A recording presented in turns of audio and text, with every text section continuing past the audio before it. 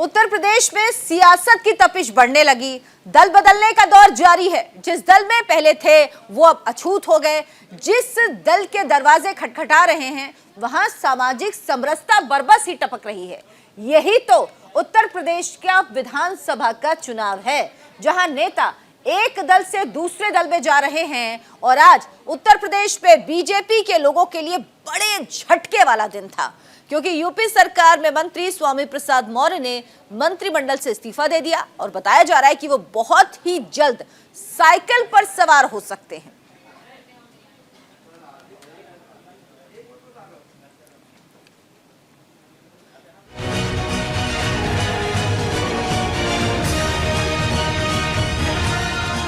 ये दो तस्वीरें बता रही हैं कि अब यूपी चुनाव में रोजाना नए समीकरण बनेंगे और बिगड़ेंगे। एक और स्वामी प्रसाद मौर्य ने योगी मंत्रिमंडल से इस्तीफा दे दिया, तो वहीं दूसरी ओर अखिलेश यादव ने स्वामी प्रसाद मौर्य के साथ अपनी तस्वीर को ट्वीट किया और स्वामी प्रसाद मौर्य का समाजवादी पार्टी में स्वागत किया।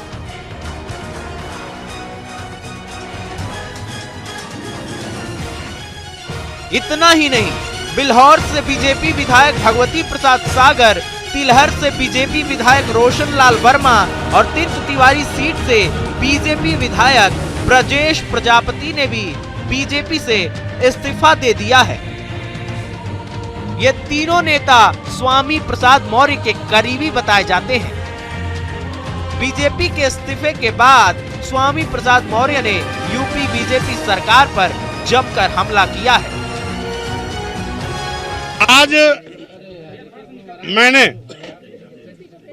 दलितों, पिछड़ों, किसानों, बेरोजगार नौजवानों, छोटे लघु मध्यम व्यापारियों के खिलाफ सरकार के रवैये को देखते हुए उत्तर प्रदेश योगी सरकार के मंत्रिमंडल से मैंने मंत्री पद से इस्तीफा दिया।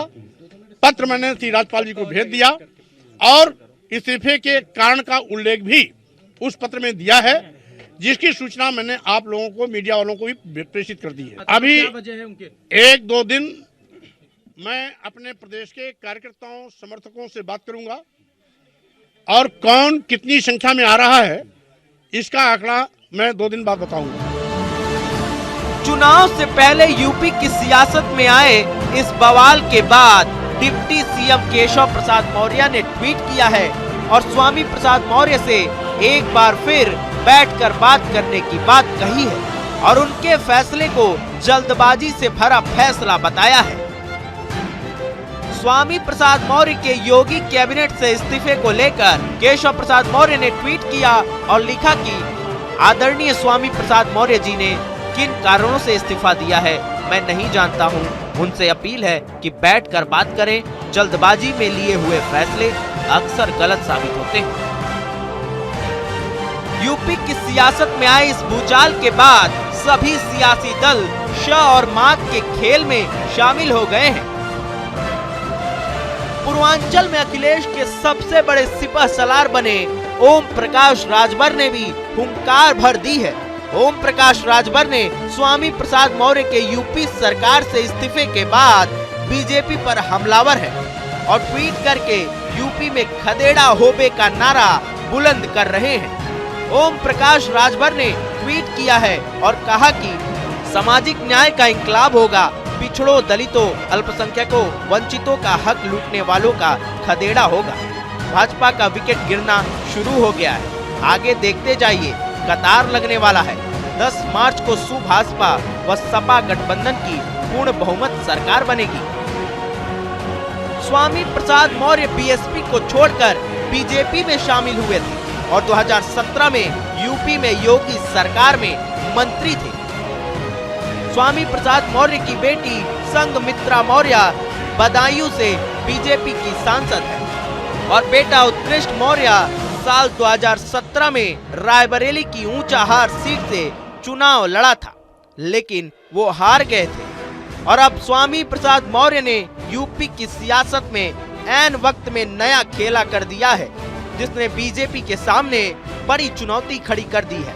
क्योंकि 2017 के चुनाव में बीजेपी को सत्ता में पहुंचाने का श्रेय पिछड़ी जातियों को जाता है और इस बार अखिलेश यादव हर हाल में पिछड़ी जातियों को अपनी तरफ मोड़ने में लगे हैं। यही वजह है कि अखिलेश ने छोटे छोटे दलों से गठबंधन के अलावा पिछड़े नेताओं को अपनी पार्टी में शामिल कराने का अभियान छेड़ रखा है। Bureau report, news India.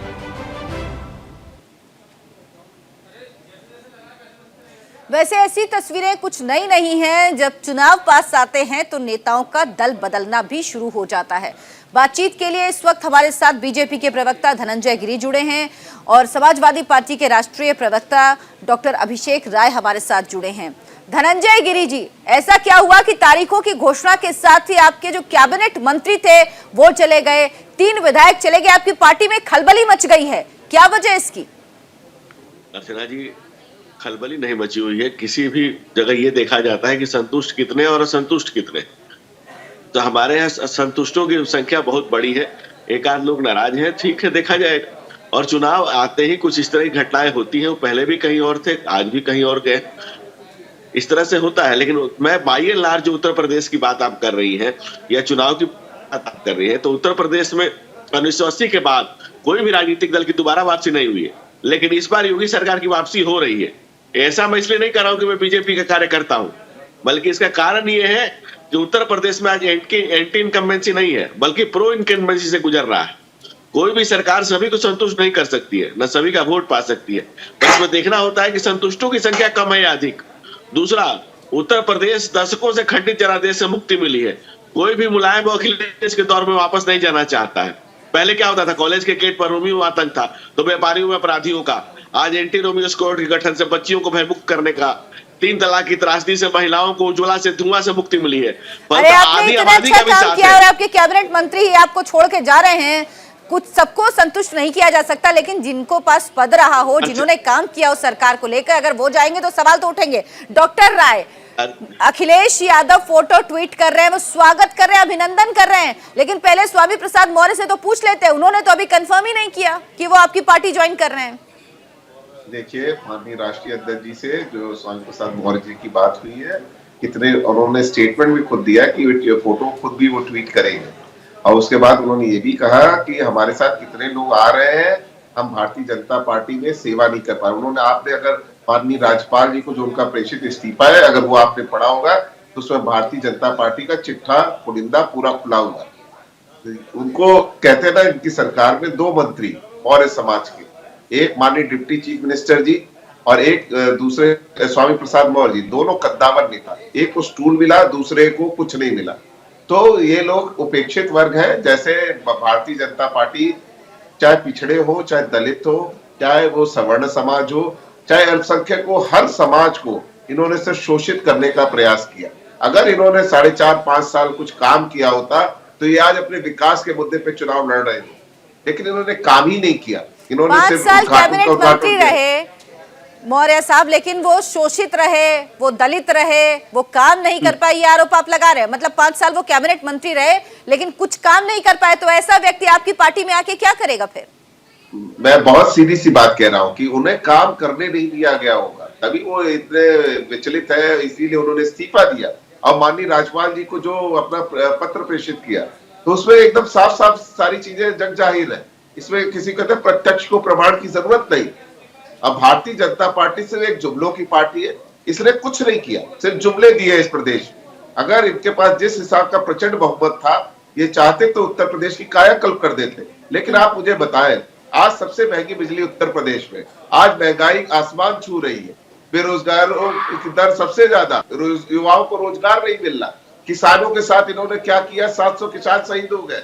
और जब इन्हें लगा कि हम पश्चिम उत्तर प्रदेश और पंजाब हार रहे हैं, तो माननीय प्रधानमंत्री जी आते हैं और माफी मांग के किसान कानून वापस कर लेते हैं 3, और उसके बाद बिना बहस के वो। चलिए, आप कह रहे हैं कि कुछ काम नहीं किया और इसीलिए जो उनकी पार्टी के लोग हैं वो भी उनको छोड़कर जा रहे हैं।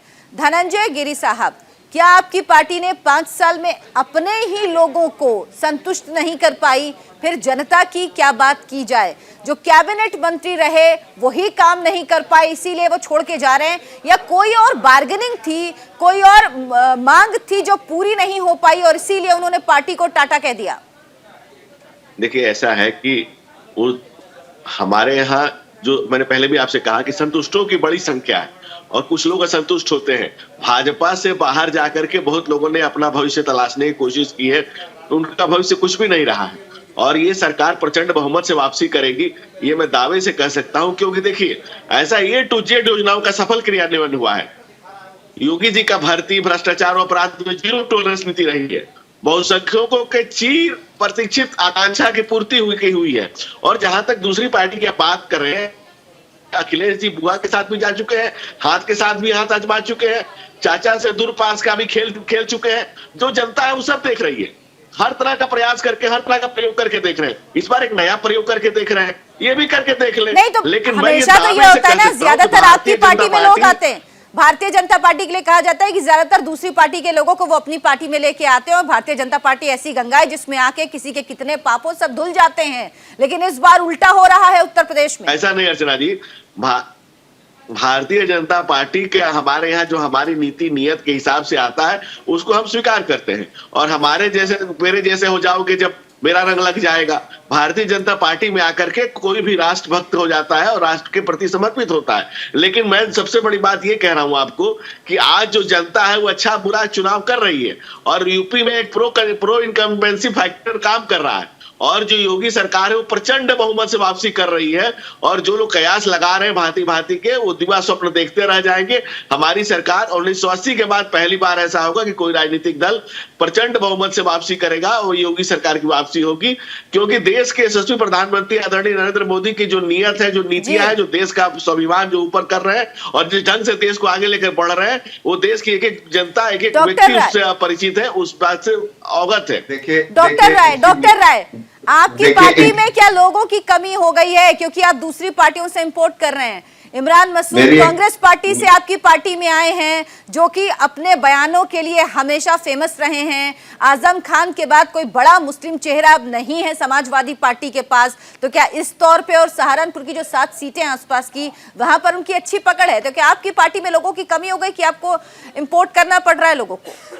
अर्चना जी, पहली बात तो मैं बीजेपी के जो हमारे मित्र हैं, मैं उनको एक चीज का जवाब जरूर देना चाहूंगा कि माननीय प्रधानमंत्री जी की जो अभी ये कह रहे थे बातें, 700 किसानों की शहादत के बाद माननीय प्रधानमंत्री जी आते हैं, माफी मांग और उन 700 किसानों के ऊपर कुछ भी नहीं बोलते हैं। जब पंजाब जाते हैं, नहीं ठीक है, ये इस बात पे बात हो चुकी है। आप मेरे सवाल का जवाब दीजिए ना, आप मेरे सवाल का जवाब दीजिए कि आपकी पार्टी में क्या लोगों की कमी है जो आपको इंपोर्ट करने की जरूरत पड़ रही? इमरान मसूद कांग्रेस पार्टी से आपके यहाँ आते हैं, ऐसे व्यक्ति जिनके साथ तमाम बात जुड़े हुए हैं। मैं आपको एक चीज बताऊं, हमारे यहाँ 353 सीटों के लिए हमारे जो विधायक है उन सीटों पे हमारे आवेदन नहीं मांगे गए हैं। 353 सीटों पे 18,000 से ज्यादा आवेदन है। तो आप ये बात समझ सकती हैं कि समाजवादी पार्टी के पास नेताओं की कमी नहीं, बिल्कुल कमी नहीं। अभी आपने मुस्लिम चेहरे की बात करी, हमारे बहुत बड़े नेता है मुस्लिम में, अबू आसमी साहब है, वो एकदम प्रचार में लगे हुए हैं, सारी चीजें कर रहे हैं और हमारी पार्टी बहुत मजबूत। हमारे पार्टी में यूपी का तो बड़ा चेहरा नहीं है ना अबू आजमी साहब? आप पूरी बात आप मेरे कंप्लीट हो जाने दीजिए। मैं कह तो रहा हूँ जी कि हमारी पार्टी में सर समाज को लेके आगे बढ़ने के वो है। जहां तक इमरान मसूद साहब का है, उन्होंने एक बयान दिया है, शायद आपने उनका बयान सुना होगा। उन्होंने पहले भी बयान दिया था कि सारी पार्टी को मिलकर समाजवादी पार्टी और अखिलेश जी ही उस उत्तर प्रदेश को इस जंगल राज से मुक्ति दिला सकते हैं। अब वो हमारी पार्टी में आ गए। उन्होंने ये भी कहा कि ना हमें टिकट चाहिए ना हमें कुछ चाहिए। तो हम इमरान मसूद जी बड़े नेता है, हम उनके एकदम स्वागत करते हैं, हमारी पार्टी में आए। लेकिन हम बहुत सीधी सी बात करते हैं, हम किसी धर्म विशेष की बात नहीं करते, हम किसी जाति विशेष की बात नहीं करते, हम सर समाज की बात करते हैं। समाजवादी पार्टी इक्वालिटी में बिलीव करती है। हम किसी एक वर्ग विशेष को अधिक प्रोत्साहन नहीं देते, हम एकदम सबको सर समाज को लेके आगे बढ़ने का प्रयास कर रहे हैं। और जनता बड़ी उम्मीद से, जनता को क्या चाहिए, जनता को समाज ने से क्या चाहिए? रोजगार चाहिए, रोटी चाहिए, कपड़ा चाहिए, मकान चाहिए। कपड़े पे जीएसटी बढ़ा दिया, रोटी इन लोगों ने महंगी कर दी। महंगाई पे ये बात नहीं करेगी, बिल्कुल बात नहीं करेगी ये सरकार, क्योंकि महंगाई आज क्या हो गई है, आज गरीबों के थाली से अरे महंगाई पे तो कोई बात नहीं करता, गरीबों की बात करता कौन है? बात होती है तो भगवान कृष्ण सपने में आ रहे हैं या मथुरा में मंदिर बनाने की बात होती है तो दोनों ही पक्ष एक ही पाले में बैठे हुए हैं, एक ही तरह की बात करते हैं, क्योंकि अब लगता है राजनीतिक लोगों को इस तरह की पॉलिटिक्स सूट करती है। धनंजय गिरी जी, और भी लोग आपकी पार्टी से जाने वाले हैं। आज स्वामी प्रसाद मौर्य और 3 और विधायकों ने छोड़ा है, अभी और लोग जाने वाले हैं, तो इस भगदड़ को रोकने की क्या कुछ कोशिशें आपकी पार्टी कर रही है या आपको लग रहा है जो जा रहे हैं उनको जाने देना चाहिए, उनकी जगह आपके दल में नहीं है? अर्चना जी देखिए, भारतीय जनता पार्टी दुनिया की सबसे बड़ी राजनीतिक पार्टी है। हमारे यहाँ कार्यकर्ताओं का एक विशाल जनसमूह है। इसके अलावा हमारे विचारों से पुष्पित पल्लवित एक लंबे चौड़े कुनबा है और हम लोग के पास कोई कार्यकर्ताओं की या इसकी कोई कमी नहीं है, लेकिन हम फिर भी चाहेंगे कि कोई लोग रहें और हमारे साथ संसक्त होकर के काम करें। तो और भारतीय जनता पार्टी के विचारों से जो लोग प्रभावित हैं, क्योंकि उत्तर प्रदेश की जनता ने जो बाकी पार्टी के तौर पे अगर आप देखें तो भारतीय जनता पार्टी ही है, बाकी सब तो प्राइवेट लिमिटेड कंपनियां हैं। एक परिवार की पार्टी चल रही है, एक परिवार एक बुआ का है, एक बबुआ का है और एक भाई बहन का है, तो वो तो प्राइवेट लिमिटेड कंपनियां हैं। अगर आप दल की बात करें, देश के लिए प्रतिबद्धता की बात करें, जनता के बीच के लिए बात करें, जिसमें सबकी बात करते हैं, सबका साथ, सबका विकास, सबका विश्वास की अगर आप बात करें तो वो सिर्फ भारतीय जनता पार्टी है। इसलिए किसी भी व्यक्ति को, किसी भी कार्यकर्ता को दोबारा सोचना चाहिए, मंथन करना चाहिए और जो भी देश समाज और राष्ट्र के प्रति समर्पित लोग हैं उन्हें भारतीय जनता पार्टी से जुड़कर रहना चाहिए। अपने कैबिनेट मंत्री को नहीं समझा पाए तभी वो छोड़ के जा रहे हैं। डॉक्टर राय 30 सेकंड में अपनी बात कहिए आप। मैं बहुत सीधी सी बात कहता हूँ, जब ये अपने गुरु के नहीं हुए, जो इनके राजनीतिक गुरु थे, आप देख ले क्या हुआ आडवाणी जी का, क्या हुआ मुरली मनोहर जोशी जी का, क्या हुआ राजनाथ सिंह जी का। इनके बड़े नेताओं को इन्होंने कहा होशी पे ठेल रखा। राजनाथ सिंह जी देश के रक्षा मंत्री, आप बात मत करिए, आप ये बात और हमारे बात 73 के कट ऑफ एज डिसाइड चलिए फिर आप बात करेंगे तो मुलायम सिंह यादव की बात करेंगे, मुद्दा भटकेगा। मुझे पता था आप शिवपाल यादव पे आएंगे, मुलायम सिंह यादव पे आएंगे। देखिए एक बात साफ है कि खलबली मचती है और जो पहले अछूत होते हैं वही बाद में शुद्ध हो जाते हैं जब किसी भी पार्टी में आते हैं, और हर पार्टी का चुनाव से पहले यही स्वभाव होता है। डॉक्टर अभिषेक राय, धनंजय गिरी जी, बहुत बहुत शुक्रिया आप दोनों का इस चर्चा में हमारे साथ शामिल होने के लिए।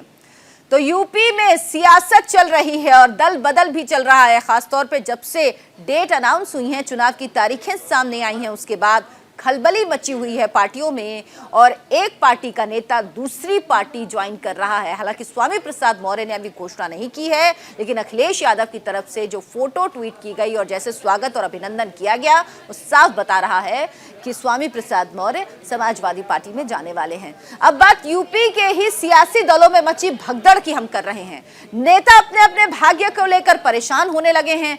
कोई टिकट कटने के डर से परेशान है तो किसी को हार का डर सता रहा। लिहाजा यूपी में दल बदलने का नया दौर शुरू हो गया, जिस पर हमने बात की।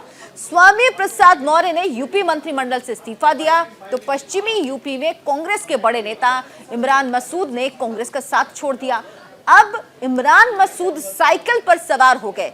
वहीं बदायूं में बीजेपी को भी बड़ा झटका लगा। मौजूदा बीजेपी विधायक राधा कृष्ण शर्मा ने समाजवादी पार्टी ज्वाइन कर ली। दल बदलुओं की इस नई दौड़ को उत्तर प्रदेश के लोग बेहद करीब से देख रहे हैं।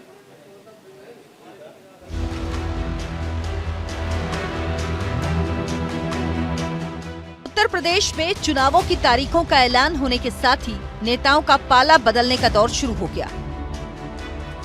टिकट मिलने की आस और टिकट कटने के डर से मौजूदा और पूर्व विधायक इस दल से उस दल में भाग रहे हैं।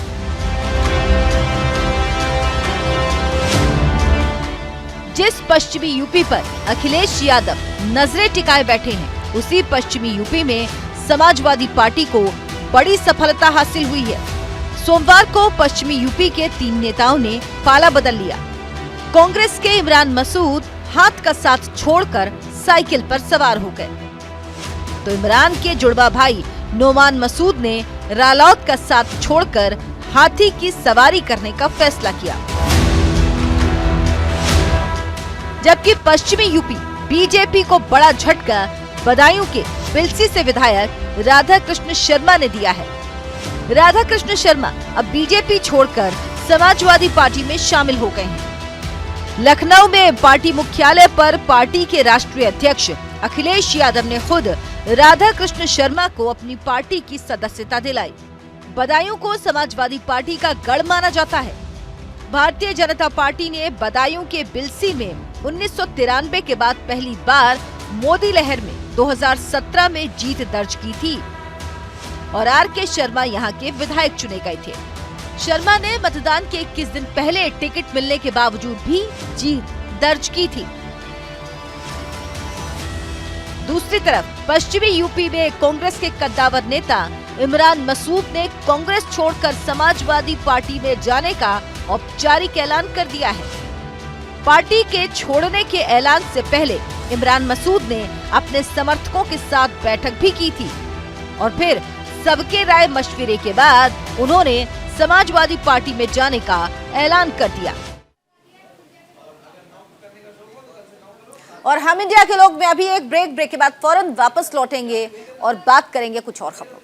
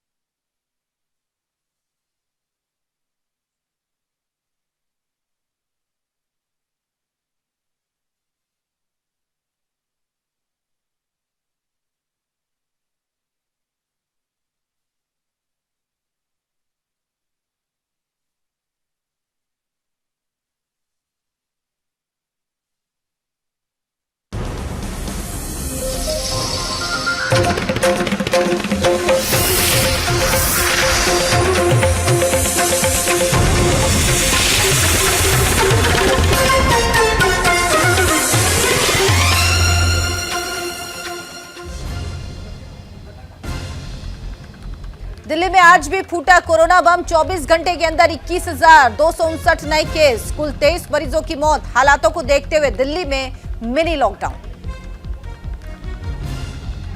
हिंदुस्तान के सबसे शक्तिशाली मिसाइल ब्रह्मोस सुपरसोनिक क्रूज का सफल परीक्षण। नौसेना के नए डिस्ट्रॉयर आईएनएस विशाखापत्तनम से टारगेट किया ध्वस्त। यूपी चुनाव से पहले बीजेपी में इस्तीफों की झड़ी। स्वामी प्रसाद मौर्य के बाद एमएलए ब्रजेश प्रजापति, रोशन लाल वर्मा ने भी छोड़ी पार्टी। लाइन में लगे कुछ और नेता। अखिलेश यादव ने ट्वीट कर स्वामी प्रसाद मौर्य के साथ उनके साथियों का स्वागत किया। स्वामी प्रसाद मौर्य के साथ शेयर की फोटो।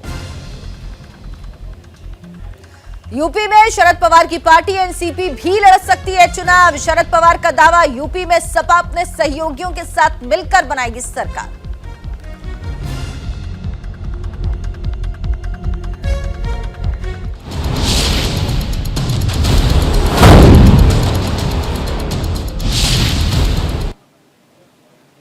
चुनाव आयोग ने यूपी में रैली और जनसभाओं पर प्रतिबंध लगा दिया। सिर्फ ऑनलाइन और 5 लोग ही जाकर प्रचार कर सकते हैं। बीजेपी ने अब भी कमर कस ली है। आज से बीजेपी ने लोगों तक पहुंचने के लिए घर घर दस्तक अभियान शुरू कर दिया।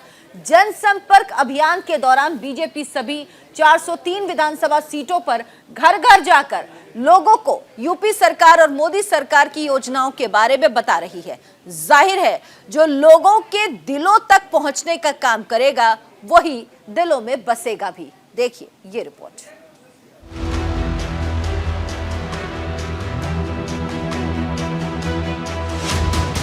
उत्तर प्रदेश विधानसभा चुनावों की तारीखों की घोषणा होते ही सभी राजनीतिक दलों में रसाकशी का दौर शुरू हो गया है। तारीखों के ऐलान के बाद बीजेपी अलर्ट मोड में आ गई है। हालांकि कोरोना के चलते रैलियों और सभाओं पर रोक है। ऐसे में बीजेपी ने यूपी में हर घर तक पहुंचने के लिए नया अभियान घर घर दस्तक शुरू किया है। इस अभियान के तहत पार्टी कार्यकर्ता और नेता राज्य के करीब 2.25 लाख बूथों तक घर घर जाएंगे। जनसंपर्क अभियान के दौरान बीजेपी सभी 403 विधानसभा सीटों पर घर घर जाकर लोगों को यूपी सरकार और मोदी सरकार की योजनाओं के बारे में बता रही है। इस दौरान योगी सरकार की उपलब्धियों को हर घर तक पहुंचाया जाएगा। बीजेपी के प्रदेश अध्यक्ष स्वतंत्र देव सिंह ने घर घर जाकर बीजेपी के दस्तक अभियान की शुरुआत की। लखनऊ के बालू अड्डा पहुंचकर उन्होंने बीजेपी का स्टिकर कई घरों पर लगाया और साथ साथ बीजेपी का वो पत्र भी बांटा जिसमें गरीबों के लिए बीजेपी के किए गए काम लिखे गए हैं। भारतीय जनता पार्टी के जन विश्वास यात्रा के माध्यम से जनता जनार्दन के बीच में जाकर हम लोगों ने आशीर्वाद प्राप्त किया और जन समर्थन एक तरह के विशाल रूप लिया और रैलियां भी संपन्न हुई, रोड शो भी हुआ, कार्यक्रम में स्वागत हुए जबरदस्त। उसी के साथ हम लोग मोर्चों के सम्मेलन भी साथ साथ किए जिसका विश्वास हमें अर्जित किए और लोगों का समर्थन मिला। आज चुनाव आयोग ने जो गाइडलाइन दिया है कि 5 व्यक्तियों को लेकर घर घर संपर्क करना है, आज उन लाभार्थियों के हम लोग पहुँच रहे हैं जो सरकार द्वारा राज्य के अंदर करोड़ों लोगों को लाभ मिला है और वह लाभ उन लोगों के संपर्क में जा रहे हैं। और केंद्र सरकार, राज्य सरकार की जो 5 साल की राज्य की योजना, योगी सरकार के नेतृत्व में जो काम हुआ है और केंद्र सरकार के 7 सालों में जो काम हुआ है, हो सकता है कि और कुछ काम शेष होगा, काम करना होगा। तो जनता जनार्दन के बीच में हम लोग जा रहे हैं, उनका सुझाव भी ले रहे हैं आगे क्या करना चाहिए और अपना रिपोर्ट कार्ड भी साथ लेकर जा रहे हैं। इस अभियान के तहत बीजेपी कार्यकर्ता पूरी हुई हर आस, घर घर हुआ विकास लिखा बुकलेट बांट रहे हैं। बीजेपी सरकार की योजनाओं के लाभार्थियों, महिला और सामाजिक संपर्क के तहत हर घर तक जाएगी। कार्यकर्ता घर पर स्टिकर और बीजेपी झंडा लगाने का काम करेंगे। हालांकि कोरोना प्रोटोकॉल के तहत 5 कार्यकर्ताओं की टोली जनसंपर्क के लिए जाएगी। कार्यकर्ता लोगों को मास्क और सैनिटाइजर का भी वितरण करेंगे। बीजेपी के कार्यकर्ता राज्य के 1,74,000 बूथों पर घर घर जाएंगे। अभियान के जरिए यूपी सरकार के कार्यों को जन जन तक पहुंचाया जाएगा। योगी सरकार में मंत्री ब्रजेश पाठक ने लखनऊ के कैबिनेटगंज में घर घर जनसंपर्क अभियान चलाया। ब्रजेश पाठक ने दावा किया कि बीजेपी पिछली बार से भी ज्यादा सीटें जीतने में कामयाब होगी। आज भारतीय जनता पार्टी अपने 5-5 कार्यकर्ताओं को लेकर के घर घर जनता का आशीर्वाद लेने के लिए निकली है और जनता का भरपूर आशीर्वाद मिल रहा है। जो भारत सरकार और प्रदेश सरकार की योजनाएं हैं उनके लाभार्थियों को हम मिल रहे हैं, सर्व समाज के लोगों से मिल रहे हैं और जनता ने घरों से निकल कर जिस प्रकार आशीर्वाद दिया है, मैं दावे के साथ कह सकता हूँ कि पूरे प्रदेश की जनता भारतीय जनता पार्टी के साथ खड़ी है। हम पिछली बार से भी अधिक सीटें लेकर सरकार में। यूपी के घर घर तक पहुंचने का बीजेपी का ये अभियान सूबे के कई जिलों में शुरू हो चुका है। 5-5 व्यक्तियों का ग्रुप बनाकर बीजेपी कार्यकर्ता सभी 403 विधानसभा क्षेत्रों में सघन संपर्क अभियान चला रहे हैं। प्रदेश के सभी सांसद, विधायक, मंत्री, जनप्रतिनिधि और पार्टी के पदाधिकारी इस जनसंपर्क अभियान का हिस्सा बनेंगे। जनसंपर्क अभियान में बीजेपी कार्यकर्ता छोटी छोटी टोली बनाकर चुनावी संपर्क कर रहे हैं। महिलाओं, युवाओं और प्रत्याशी की अलग अलग टोलियां बनाई जाएंगी। दूसरे राज्यों से आए प्रचारक दलितों और अति पिछड़ी जातियों के इलाकों में ज्यादा फोकस करेंगे। जाहिर है बीजेपी पूरी तरह से कमर कस चुकी है। Bureau report, news India. देश में कोरोना और ओमिक्रॉन की रफ्तार तेजी से बढ़ रही है। कई बड़े राजनेता इस समय कोरोना की चपेट में हैं। वहीं स्वर कोकिला लता मंगेशकर भी कोरोना संक्रमित हो गई हैं। राजधानी दिल्ली में तो कोरोना के मामले बढ़ते जा रहे हैं। दिल्ली में पिछले 24 घंटे में कोविड-19 के 21,259 नए मामले आए। अब दिल्ली के सभी प्राइवेट दफ्तर पूरी तरह से बंद करने के आदेश दिए गए। वहीं हरियाणा सरकार ने एस्मा लागू किया है, यानी अगले 6 महीने तक स्वास्थ्य कर्मी हड़ताल नहीं कर सकेंगे। कई और राज्यों में भी हालात चिंताजनक हैं। देखिए ये रिपोर्ट।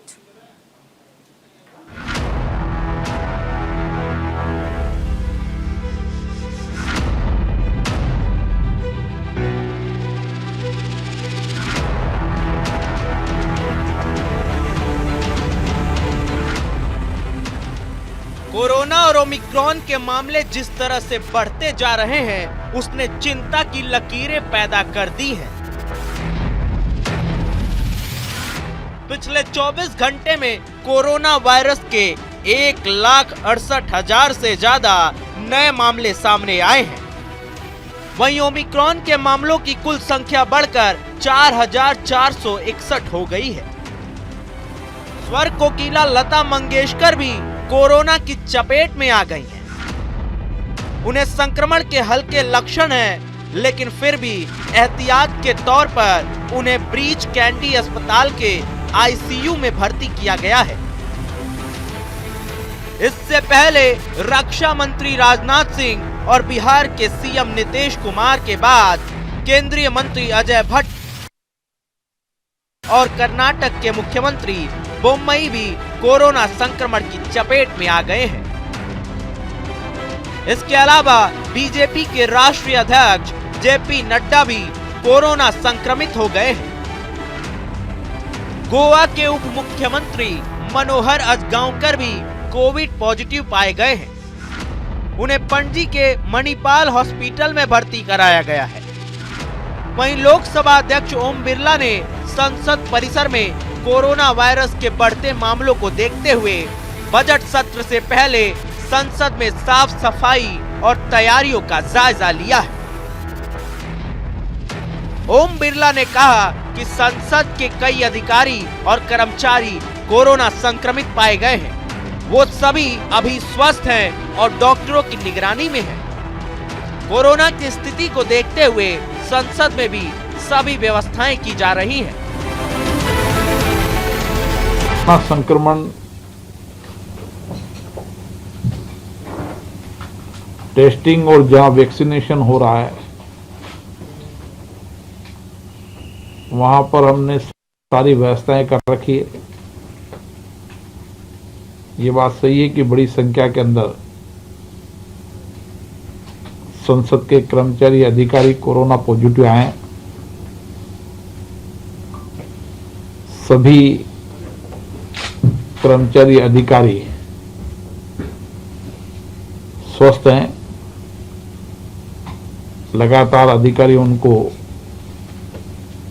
निगरानी कर रहे हैं, डॉक्टर स्वास्थ्य की देखभाल कर रहे हैं।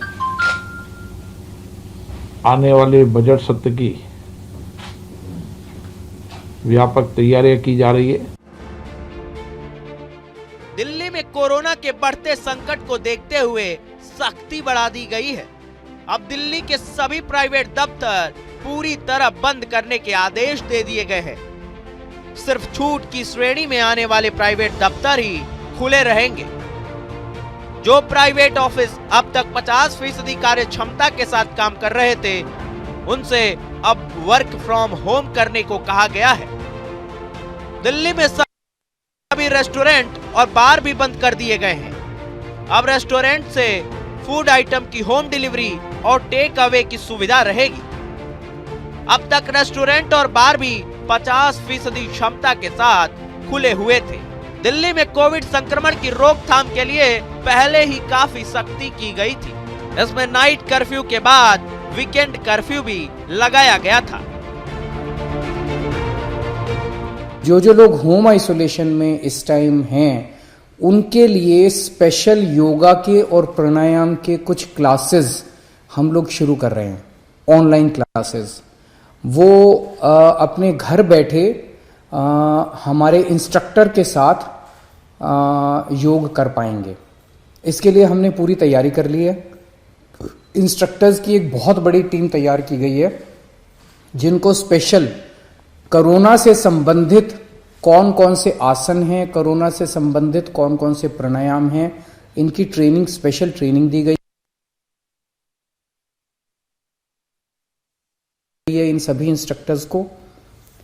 आज जितने भी होम आइसोलेशन में हमारे पेशेंट्स हैं कोरोना संक्रमित, उनको एक एक लिंक जाएगा रजिस्ट्रेशन करने के लिए। उस लिंक पे वो क्लिक करके बता सकते हैं कि वो कितने बजे योगा करना चाहेंगे। सुबह 6 बजे से 11 बजे तक एक एक घंटे की 5 क्लासेस होंगी। शाम को 4 बजे से 7 बजे तक एक एक घंटे की 3 क्लासेस होंगी। तो टोटल 8 क्लासेस हैं, 8 घंटे 8 क्लासेस। आप इसमें से किसी भी एक क्लास में, जो आपको सुविधा हो, आप किसी भी एक क्लास में आप रजिस्टर कर सकते हैं। एक्चुअली देखिए, क्योंकि सैटरडे संडे गवर्नमेंट ने रिस्ट्रिक्शंस लगा रखे थे, वीकेंड कर्फ्यू था, इसलिए लोग घर से बाहर नहीं निकले। हो सकता है टेस्टिंग कम हुई हो, this is one of the reasons. लेकिन डेफिनेटली पॉजिटिविटी रेट तो बढ़ रहा है हमारा, और 25% अगर पॉजिटिविटी रेट है तो हमें ये मान के चलना चाहिए कि हो सकता है कि इससे भी ज़्यादा लोग पॉजिटिव हों, क्योंकि कई लोग टेस्ट नहीं करा रहे हैं और कई लोग एसिम्प्टोमेटिक हैं, जिन्हें पता ही नहीं कि कुछ हुआ है। तो डेफिनेटली पॉजिटिविटी रेट अभी काफ़ी हाई है।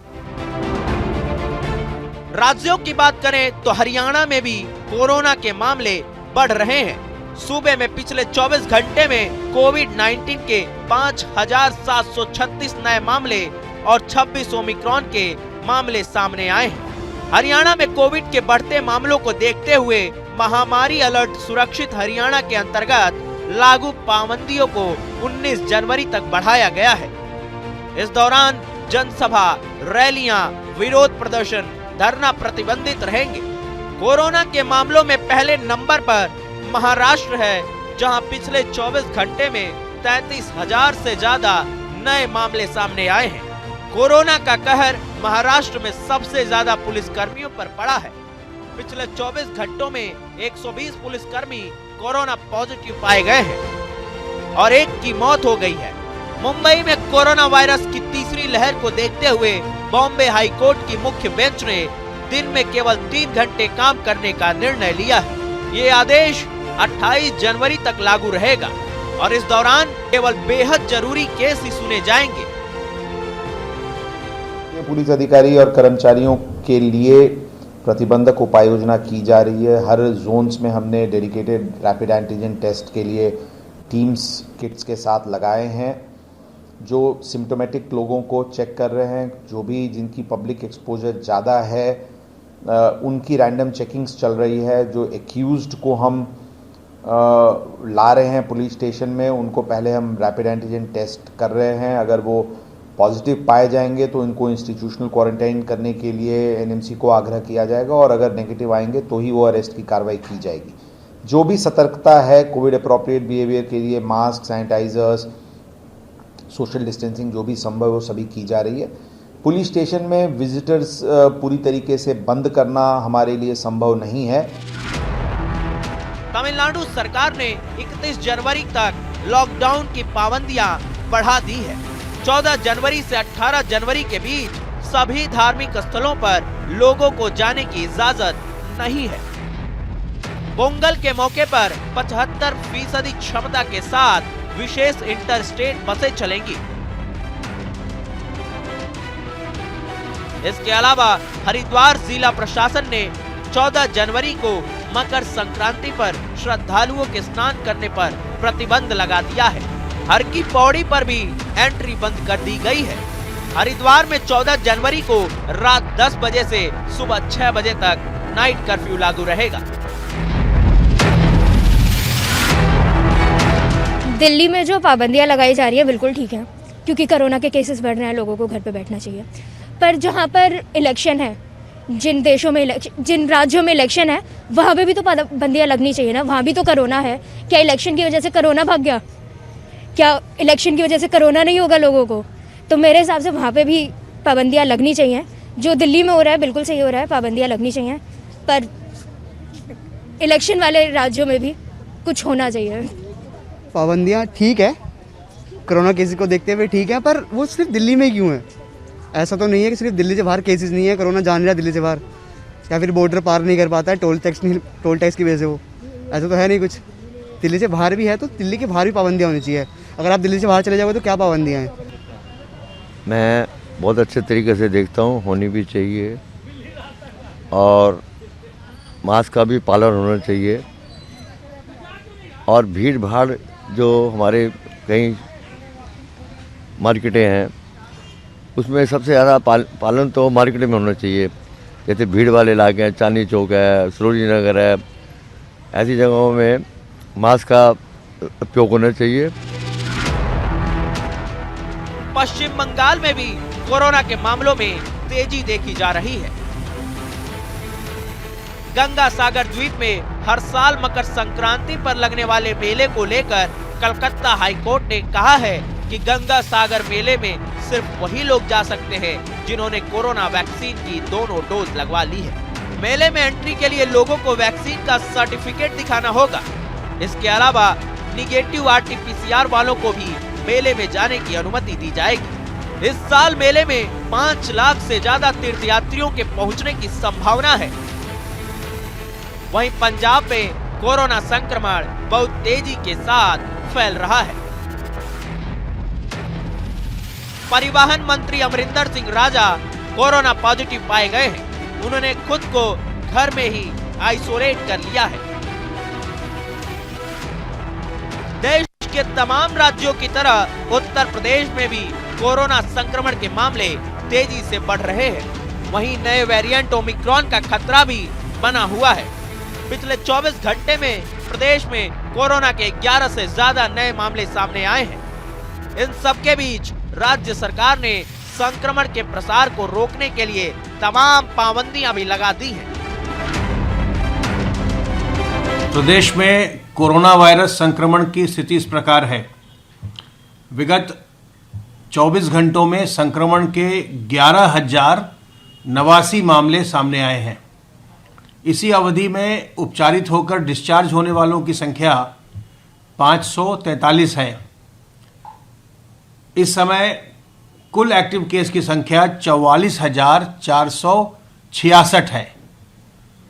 इनमें से 43,050 व्यक्ति होम आइसोलेशन में हैं और अभी कुछ असाइनमेंट की प्रक्रिया में हैं। विगत 24 घंटों में कोविड संक्रमित व्यक्तियों में से 5 लोगों की मृत्यु हुई है और अब तक कुल मिलाकर के 17,56,929 व्यक्तियों में संक्रमण की पुष्टि हुई है पूरे महामारी के काल में। जाहिर है कोरोना और ओमिक्रॉन का खतरा बढ़ रहा है। राज्यों में तमाम पाबंदियां भी लग रही हैं, लेकिन मामले कम नहीं हो रहे हैं। लेकिन इन सब के बीच एक अच्छी खबर ये है कि 15 से 18 साल के बच्चों को वैक्सीन लगाने के लिए युवाओं में काफी जोश देखा जा रहा है। साथ ही वैक्सीन की बूस्टर डोज को लेकर भी पहले दिन रिकॉर्ड संख्या में लोगों ने वैक्सीन लगवाई है। Bureau report, news India.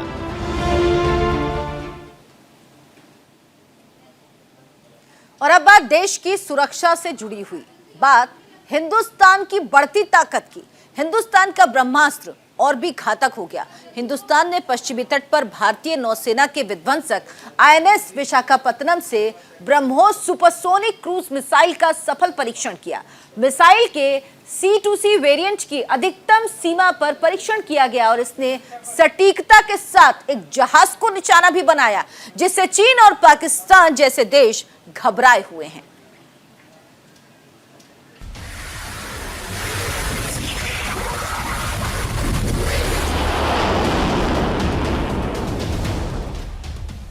जिसकी गर्जना से थर्रा जाती है धरती, जिसकी आहट से कांप उठते हैं दुश्मन, जो पलक झपकते ही मचा सकता है महाप्रलय, जो चंद मिनटों में ला सकता है महाविनाश, जिसकी रफ्तार से आसमान का सीना फटने लगता है, जिसकी रफ्तार आवाज को भी पीछे छोड़ देती है।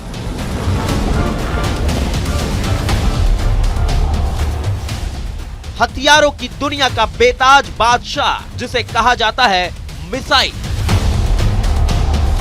मिसाइल एक ऐसा ब्रह्मास्त्र है जो किसी भी मुल्क का सबसे बड़ा विध्वंसक योद्धा माना जाता है। परमाणु ताकत से लैस मिसाइलों को धरती पर मौजूद सबसे प्रलयकारी हथियार माना जाता है। मैक 3 की रफ्तार से दुश्मनों पर वार करने वाला घातक ब्रह्मोस, इसका वार नहीं जाता बेकार। दुश्मनों के लिए काल माने जाने वाले सुखोई पर ब्रह्मोस की तैनाती से दुश्मनों के होश फाख्त हो गए हैं। सुखोई और ब्रह्मोस की जोड़ी को डेडली कॉम्बिनेशन भी कहा जाता है, क्योंकि दोनों मिलकर किसी भी ताकतवर दुश्मन को नेस्तनाबूद कर देंगे। तो अब हिंदुस्तान ने पश्चिमी तट पर भारतीय नौसेना के विध्वंसक आईएनएस विशाखापत्तनम से ब्रह्मोस सुपरसोनिक क्रूज मिसाइल का सफल परीक्षण किया है। मिसाइल के C2C वेरिएंट का अधिकतम सीमा पर परीक्षण किया गया और इसने सटीकता के साथ एक जहाज को निशाना बनाया। भारतीय नौसेना के सूत्रों ने इसकी जानकारी दी। भारत ने यह टेस्ट तब किया है जब चीन और पाकिस्तान के साथ सीमा पर लगातार तनाव बना हुआ है। ब्रह्मोस न्यूक्लियर वारहेड ले जाने में सक्षम है, यानी परमाणु मिसाइल सुपरसोनिक स्पीड से फायर कर सकती है। इसलिए इस मिसाइल को दुनिया की सबसे घातक मिसाइल मानी जाती है। भारत चीन बॉर्डर पर तैनात सुखोई और ब्रह्मोस की जोड़ी से चीन खौफ खाता है। ब्रह्मोस 500 किलोमीटर तक मार करने में सक्षम है। ब्रह्मोस की स्पीड मैक 2.8 है। सुखोई पर ब्रह्मोस लगने के बाद चीन के 80% शहर इसकी जद में है। परीक्षण के बाद से ही यह मिसाइल दुश्मन देशों के लिए दहशत का दूसरा मान बन गया है। रक्षा मामलों में भारत से कई गुना आगे माना जाने वाला चीन भी भारत की इस कामयाबी से रश्क करने लगा है। जानकारों के मुताबिक इसकी गिनती दुनिया के सबसे तेज क्रूज मिसाइल में होती है। 500 किलोमीटर तक के टारगेट पर अचूक निशाना लगाने में सक्षम ब्रह्मोस चीन और पाकिस्तान के कई शहरों तक मार कर सकेगा। यह मिसाइल ट्रायड क्षमता से लैस है, यानी इसे जमीन, आसमान और समंदर से दागा जा सकता है। यानी ट्रायड तकनीक हासिल कर भारत, अमेरिका, रूस और फ्रांस के एलीट क्लब में शामिल होने वाला चौथा देश है। ब्रह्मोस मिसाइलें भारत की प्रतिरोधी क्षमता का अहम हिस्सा है। इसमें लगातार इजाफा कर भारत अपनी सुरक्षा को पुख्ता करने में जुटा है। Bureau report, news India. Britain ने रूस को चेतावनी दी कि अगर रूस ने पानी के भीतर महत्वपूर्ण कम्युनिकेशन केबल से छेड़छाड़ की तो इसे युद्ध की कार्रवाई माना जाएगा। दरअसल आर्कटिक महासागर में पनडुब्बी और युद्धपोत के टक्कर के बाद ब्रिटेन ने रूस को युद्ध की धमकी दी। ब्रिटिश सीडीएस ने चिंता जताते हुए कहा कि रूस ने पिछले 20 साल में पनडुब्बियों और पानी के नीचे की गतिविधियों में अभूतपूर्व इजाफा किया। इससे पूरी दुनिया का रियल टाइम कम्युनिकेशन सिस्टम जोखिम में पड़ सकता है।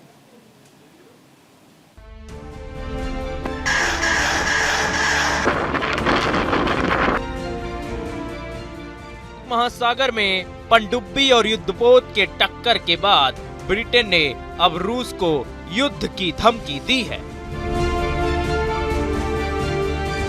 ब्रिटेन के chief of defence staff admiral sir Tony Radakin ने चेतावनी दी है कि अगर रूस ने पानी के भीतर महत्वपूर्ण कम्युनिकेशन केबल्स को काटा तो इसे युद्ध की कार्रवाई माना जाएगा। ब्रिटिश सीडीएस ने चिंता जताते हुए कहा कि रूस ने पिछले 20 साल में पनडुब्बियों और पानी के नीचे की गतिविधियों में अभूतपूर्व इजाफा किया है। इससे पूरी दुनिया का रियल टाइम कम्युनिकेशन सिस्टम जोखिम में पड़ सकता है। दरअसल समुद्र के अंदर पड़ी केबल्स के जरिए ही पूरी दुनिया में इंटरनेट चलता है और उन्हीं के जरिए कम्युनिकेशन होता है। टोनी ने कहा कि ये केबल्स पूरी दुनिया में इंटरनेट की सप्लाई करती हैं। अगर ये बाधित हुई तो यह माना जाएगा कि रूस ने युद्ध छेड़ दिया है।